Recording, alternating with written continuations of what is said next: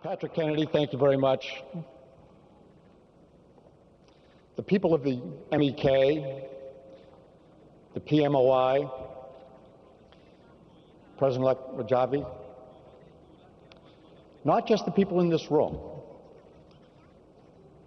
but the people around the world, the people in Iran, the people in Europe, the people in South America, the people in the states around the United States of America. Your cause is our cause, but the United States hasn't met its responsibilities. There's a document that all of us celebrate. In fact, this document is celebrated by every free-thinking person since it was written. And that's called the Declaration of Independence. Now, it may have been written for a cause that relates directly to this country, but it was written with words that highlighted an inalienable right, a right that belongs to all of us, no matter where we live, no matter what faith we practice, no matter what the color of our skin or the gender of our body. The right for life, liberty, and the pursuit of happiness. What a tragedy it is that those inalienable rights outlined in our Declaration of Independence and loved by everyone around the world were violated in a place named Camp Liberty.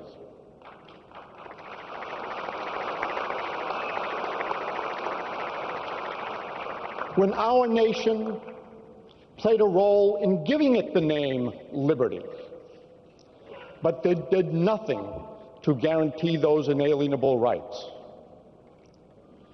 This is a sad day. People were martyred who had no call for martyrdom. Life was denied. Happiness can't be the expectation in Camp Liberty. And liberty does not represent freedom and democracy in Camp Liberty.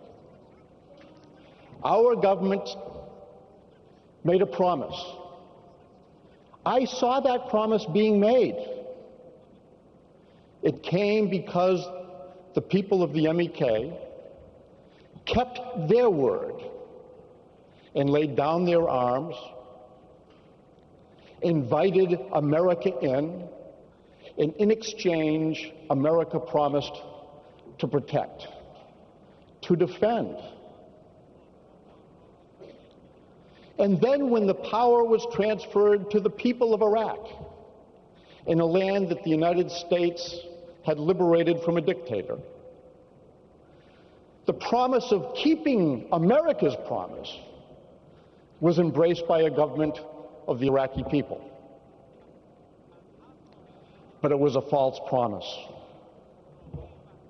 Words were not honored. Commitments were not kept.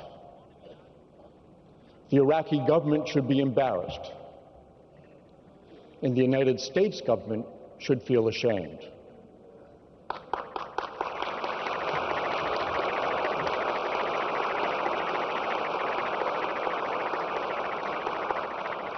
So those 200 noble patriots of your cause who are in Camp Ashraf today, protecting property, keeping hope, thank you. To the 3,100 residents of the MEK who are being treated like prisoners in a concentration camp, find today that it's hard to have hope. It's a day of reflection. It's probably a day of resolve. It's no doubt a day of anger, and it's a day of frustration. But I want them to know they are not alone. For we feel anger, we reflect, we have resolve, and we want to make a difference. But the call today is for more immediate action. We need to protect life.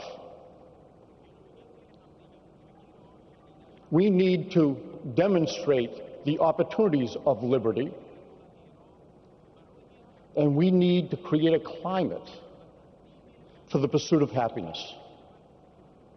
Our Secretary of State should be the voice for America and say to the people of Camp Ashraf and Camp Liberty, what happened cannot go unrecognized by the world, and we must do everything to mitigate the problems, invite justice, and open the doors of Camp Liberty so that true liberty can be experienced there.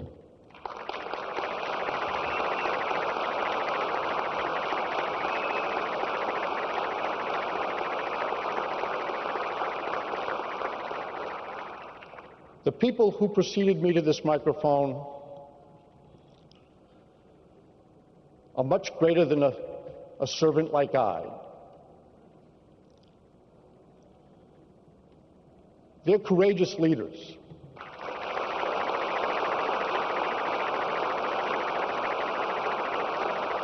Judge Lucchese today outlined an indictment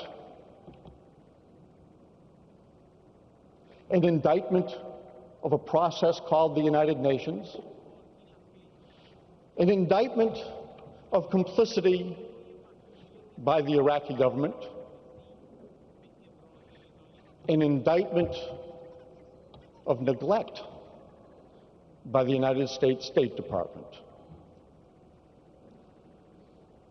Unfortunately, the shortcomings of those institutions resulted in 6 lives being lost, hundreds of victims. America's conscience should be crying out right now, because we did not do that which we promised, and we did not live up to that which we hold so dear, that we would protect those inalienable rights of life, liberty, and the pursuit of happiness. This was to be a day of celebration and hope, and it ended up being a day of reflection. You should also take comfort that the resolve of the people who are on this stage probably is stronger today because of today's gathering. So America has a job to do. And I'm grateful that the document that defines our job starts with the letter W, in one of the shortest words that makes a difference, we. We, the people, in order to form a more perfect union, have gathered. Thanks to that First Amendment to the Constitution that said that we have the right to speak, we have the right to convene, and that we have the right to petition our government to do a better job. And we want to do a better job so that you can have a government for your people that will do a better job for them. Thank you, and God bless you.